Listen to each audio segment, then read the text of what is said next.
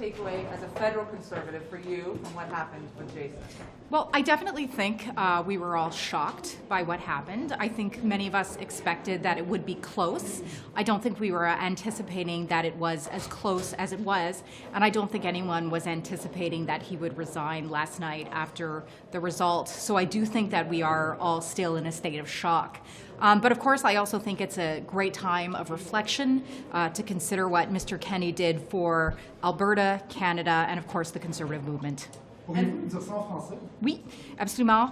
Bien sûr, c'était un choc parce que nous avons pensé que bien sûr ça va être proche, mais en fait c'était beaucoup plus proche en place de ce que nous avons pensé. Et donc c'était vraiment un choc. Mais je pense que quand même qu'il a décidé de terminer son temps comme le Premier ministre d'Alberta, nous devons se souvenir tout ce qu'il a fait pour la province d'Alberta, pour le Canada et aussi pour le mouvement conservatif. Does this have any larger meaning for the conservative movement in Canada? I'm so sorry, I don't know your name. Ian Bailey. Hi, Ian. My apologies.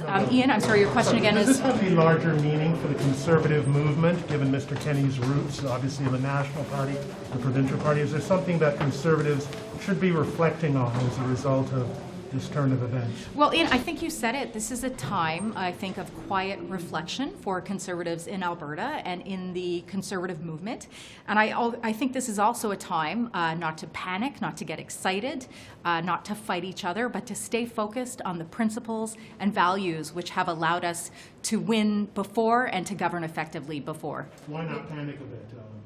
Oh, because panicking never helps. I think that is always, that is never a good thing to do. It's always better to stay calm, reflect, and think what we need to do to return to ourselves and focus on obtaining government again at all levels. Yes, go ahead. Yes, hi, good to see you. Good to see you too. So should Mr. Kenney run again to reassert his position as leader? Should someone else run? Where do you take? Sure. I really hope Mr. Kenney will take a well-deserved break after 5 years of unifying the Conservative movement within the province. And I do believe there is another chapter for Mr. Kenney, but I do not believe it's provincial or even federal.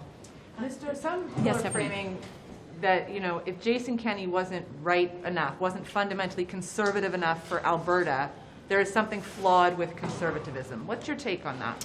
My take is Mr. Kenney was put in an incredibly difficult position coming out of the unification process of a quick leadership race and election basically right into the pandemic, an almost impossible situation as we saw for many premiers across the country. I don't believe that conservatism is flawed, of course, or the conservative movement is flawed. I think he was put in an impossible position. Are you going to run for leader of the UCP? Oh, I have no interest in running for the UCP, Stephanie. And I think that ends my time here. Merci beaucoup pour l'occasion d'être ici. Thanks for the opportunity. Take care, everyone. Have a good afternoon. I wish Premier Kenney well. He contributed so much to the Conservative Party of Canada and to the United Conservative Party. It's been a long road over the last several years, and it can't have been easy for him. And so I wish him all the best.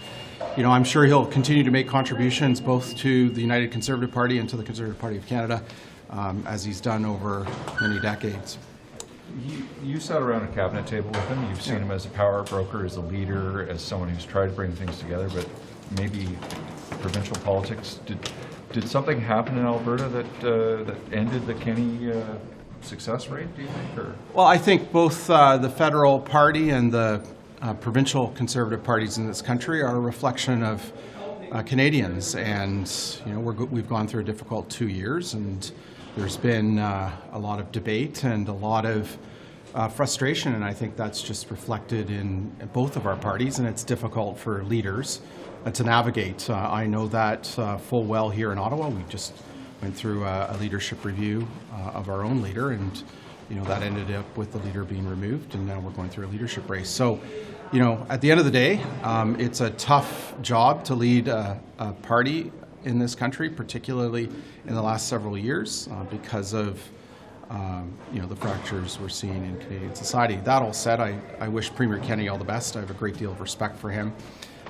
He was not only a hard-working minister and premier, He really undertook a lot of initiatives that gave the movement its ideas and its raison d'etre over many years. So, Do you think that still exists? Those ideas and those raison d'etre? What is the raison d'etre of the movement now? well, we're having debates about that, and expect those debates will also take place at the provincial level as a leadership race takes place. I have to go to question period. Thank you very Do you much. think there's anything to learn from? Jason Kenney, we're reflecting on it. What do you think? Well, Political legend? yeah, I know the last 2 years have been a really challenging time for leaders in provincial government, but his record of accomplishment, I think both in Alberta, but also through his decades of public service, has been really immense, playing a key role in bringing together the Conservative parties nationally, as well as bringing the Conservative parties together in Alberta. Innumerable accomplishments, and so I'm. It's a sad day in many ways, but proud of all the things he's been able to accomplish, and I know he's going to continue to serve the common good in some way, in some role in the future. Do you draw any lessons federally as a federal Conservative and an Alberta federal Conservative from how Mr. Kenney stick-handled his way through the last few years and what your party needs to do? Well, I mean, I'm not going to comment on the specifics of individual policy decisions. I don't know that today's the time for that, and I think the level of work and dedication that he brought to the role, I think people would acknowledge that whether they agree with him or disagree with him. I'm obviously someone who agreed more than disagreed, but his work ethic, his dedication, and his sincerity of principle was clearly on display throughout his career. On peut vous entendre là-dessus en français, s'il vous plaît? Je peux souhaiter. Je pense que Monsieur Kenney a accompli beaucoup de choses pour le mouvement conservateur en Alberta, mais aussi pour tout le Canada.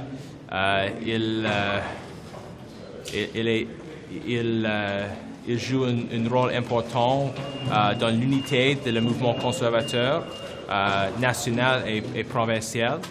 Et je pense que tous les Canadiens peuvent être très merci, c'est pas long. Très merci pour son contribution à notre pays. Are there any lessons the Conservative movement needs to draw from this? Any reflection they should be doing?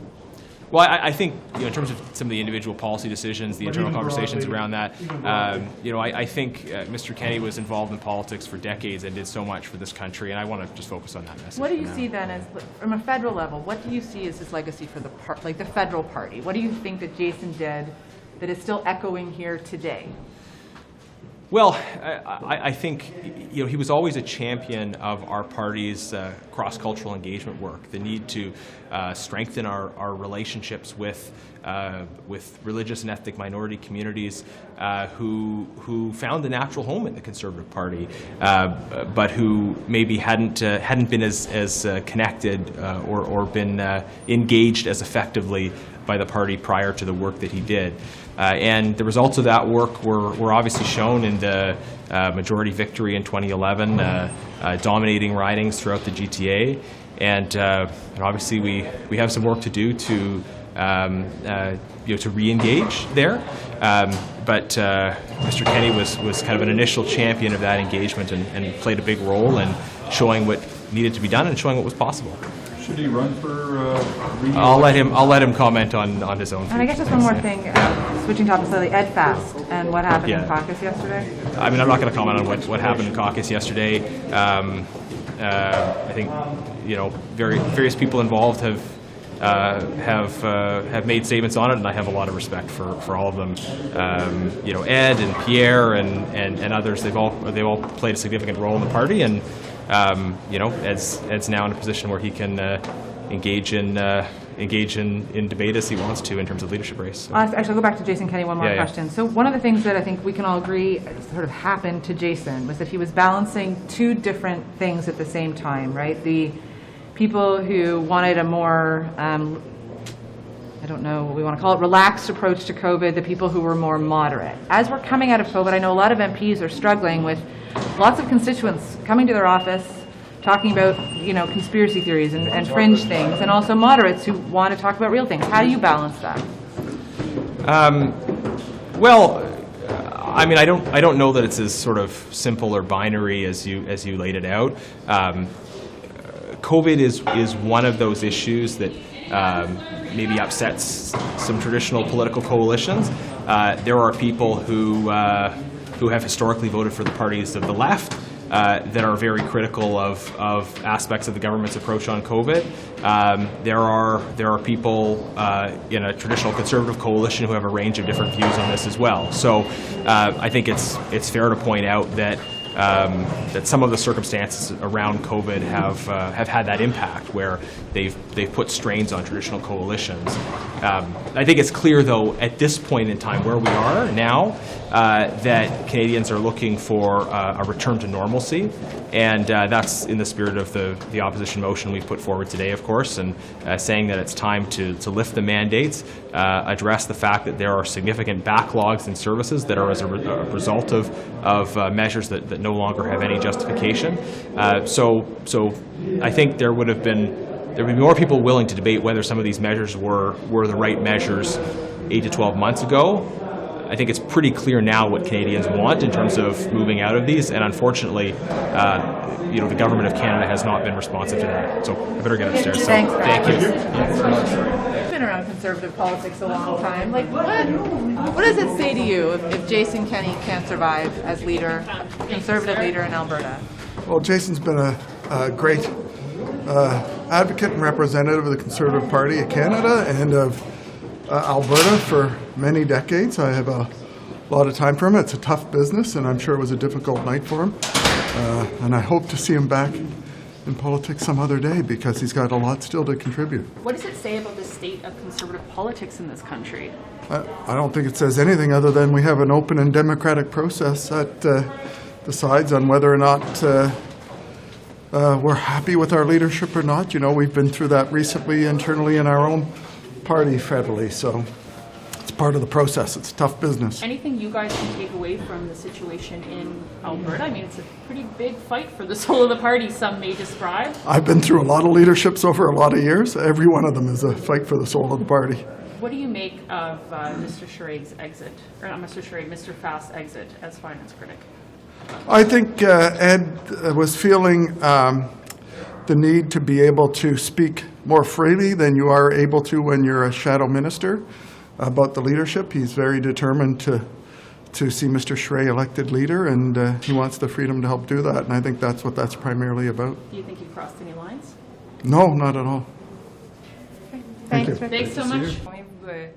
Donner quelques petits mots sur la situation de l'immigration et du français là, au vu du sondage qui vient de paraître. Déjà d'entrée de jeu, au-delà du sondage, moi j'aurais tendance à vouloir dire en commençant que Québec est tout à fait légitimé de vouloir avoir davantage de pouvoir en matière d'immigration de par sa situation linguistique justement. Et quand on entend M. Trudeau mentionner que tout va bien, Mme la Marquise, il y a une bonne collaboration avec Québec, je reste un petit peu surprise parce qu'il y a plusieurs choses qu'on peut constater, notamment au niveau des étudiants francophones en provenance d'Afrique. On a vu que pour certains pays, c'est jusqu'à 80% des visas qui sont refusés pour des gens que Québec veut avoir, pour qu'ils puissent venir étudier dans des secteurs où il y a des pénuries de main-d'œuvre. Ils sont déjà francophones, ils vont pouvoir s'intégrer plus facilement. On souhaite les garder à long terme par le biais de la résidence permanente. Et c'est le fédéral qui empêche carrément qu'on les accueille même sur le territoire. Donc, quand on me dit que tout va bien au niveau de l'immigration et de l'immigration francophone, bien, j'ai plusieurs réserves.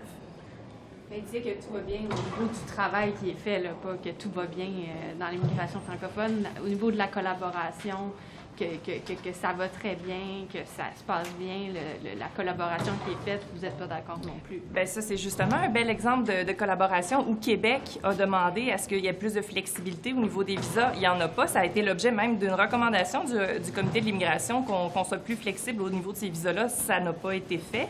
Québec demande aussi avoir plus de pouvoir en matière d'immigration, notamment au niveau de l'immigration temporaire, au niveau du regroupement familial, et c'est un non. La porte est complètement fermée. Alors, dans ce contexte-là, est-ce qu'on peut vraiment parler de collaboration? Ma réponse est non, dans les faits. Les sondages disent quand même qu'il il y a 44% qui sont en faveur des nouveaux pouvoirs. Il y a quand même, c'est vrai que l'immigration francophone est identifiée comme, le manque d'immigration francophone est identifié comme le problème, mais il ne semble pas avoir un avis unanime sur la façon d'y arriver, que c'est vraiment par les pouvoirs qui sont réclamés. Donc, est-ce que dans cette veine-là, vous continuez à dire, ben oui, c'est vraiment la façon d'aller de l'avant, de privilégier ces pouvoirs-là? Bien, comme je le mentionnais, d'entrée de jeu, bien au-delà de la question du sondage et de ce que la population veut, la situation du Québec, elle est particulière. On a une capacité d'intégration qui est différente parce que les gens doivent parler le français ici pour bien s'intégrer.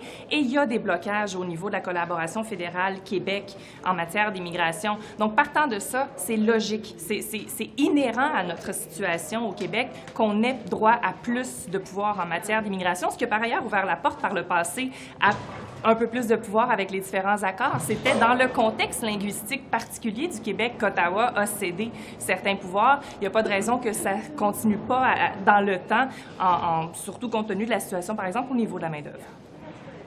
The union PSAC has declared an impasse in negotiations with the federal government. Can you explain exactly what that means and what are the sticking points in terms of negotiations with the union? So I will say that it's very disappointing that this early stage of negotiations that PSAC has decided to walk away from the table.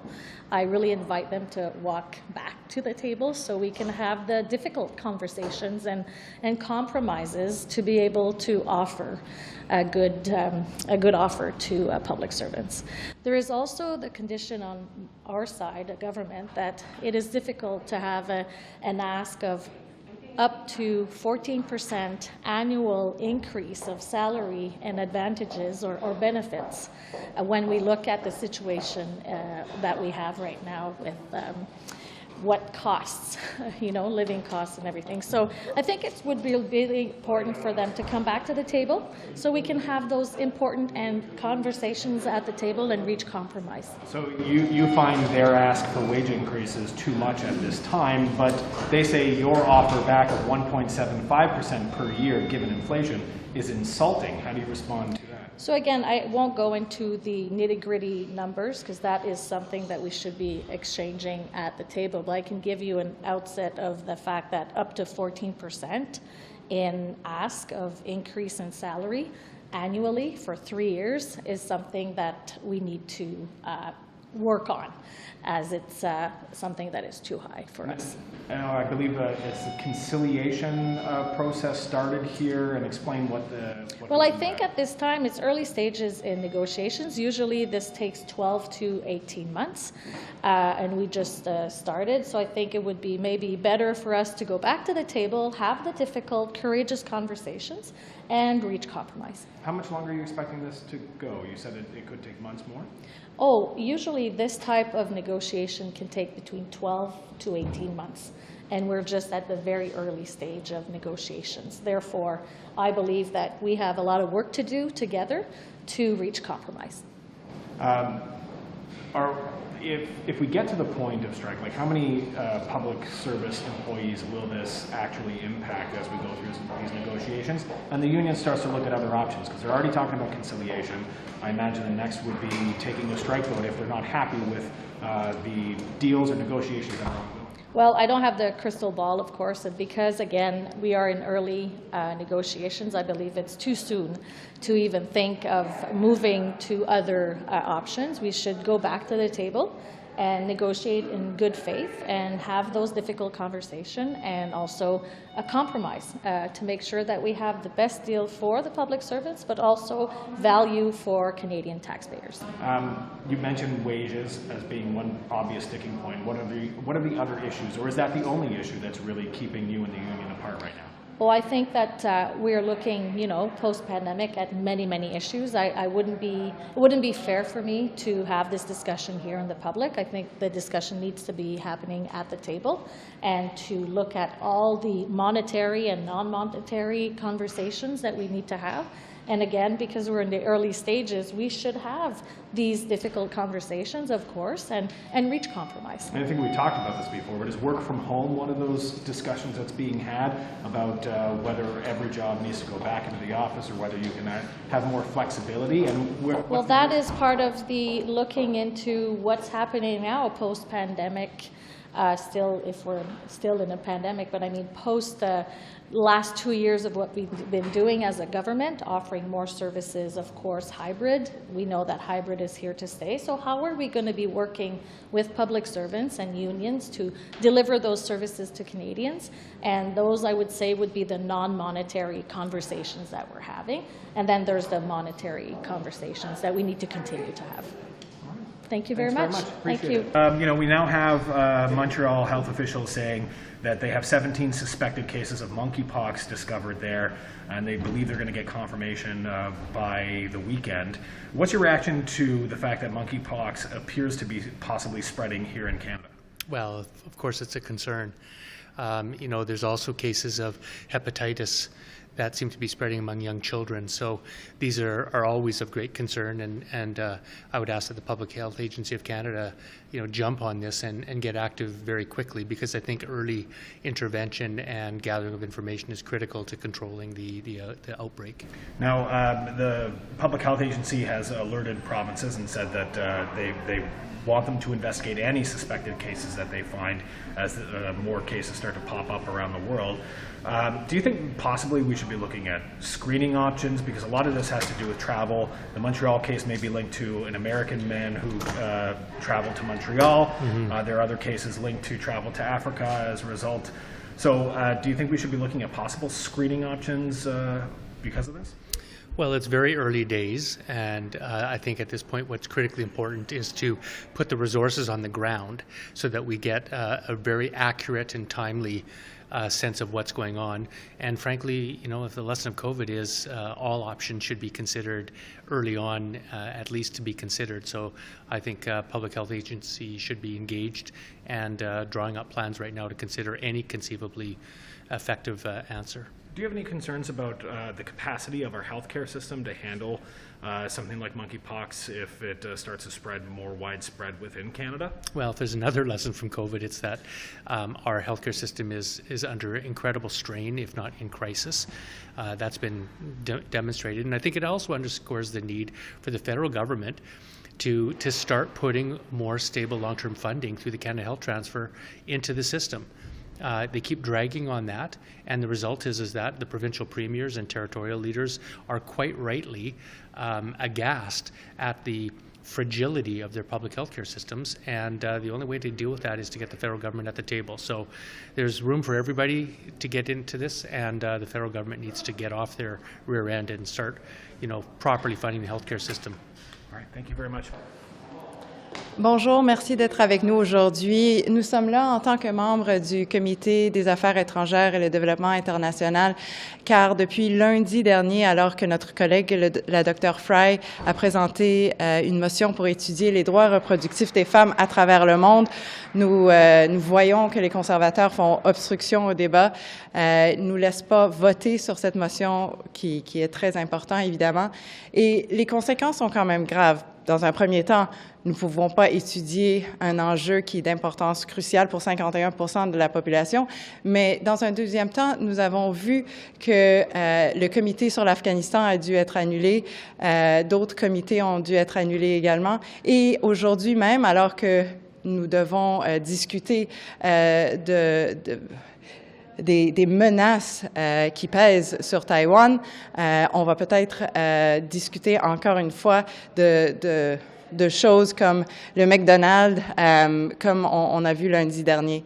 And so my colleagues and I from the Foreign Affairs Committee and International Development Committee are quite concerned by what we've been seeing. On Monday, for hours upon hours, the Conservatives chose to speak about anything other than the reproductive rights of women around the world. This is an issue that is obviously concerning to all of us in the Liberal caucus, but indeed to many members in the House of Commons. And rather than address that issue, the Conservatives chose to speak about McDonald's. Even when the NDP member requested that perhaps female voices could be heard in the debate, Mr. Genuis suggested that he hadn't himself disclosed his gender and so dismissed that comment. I find that very concerning, of course, as we all do. But importantly, also the work of other committees. The Afghanistan committee had to be cancelled on Monday night due to the filibuster, and others possibly. Today, our committee is supposed to be studying the important threats that are facing Taiwan, and we certainly hope that we will get to that important study after voting on the motion that Dr. Fry put forward. And if I may, and I know my colleagues feel that very much the same way, Dr. Fry has been an advocate for women's reproductive rights her entire career. I believe she delivered over 800 babies in her career as a physician prior to entering into politics. This is an important issue that we must study, and I certainly hope we get to a vote today.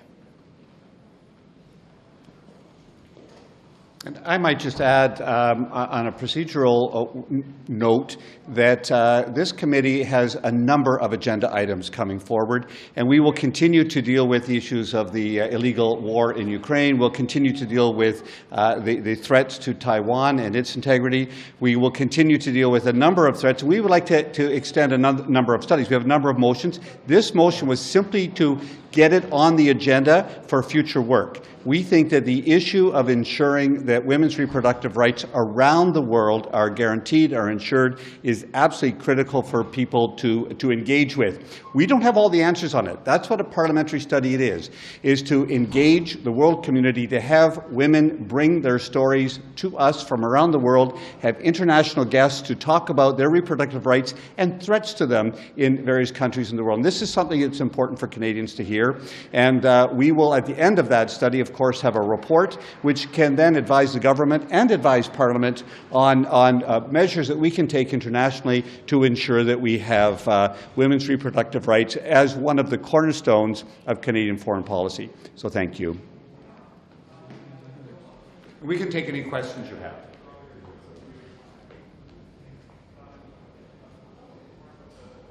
All right. Perfectly answered that.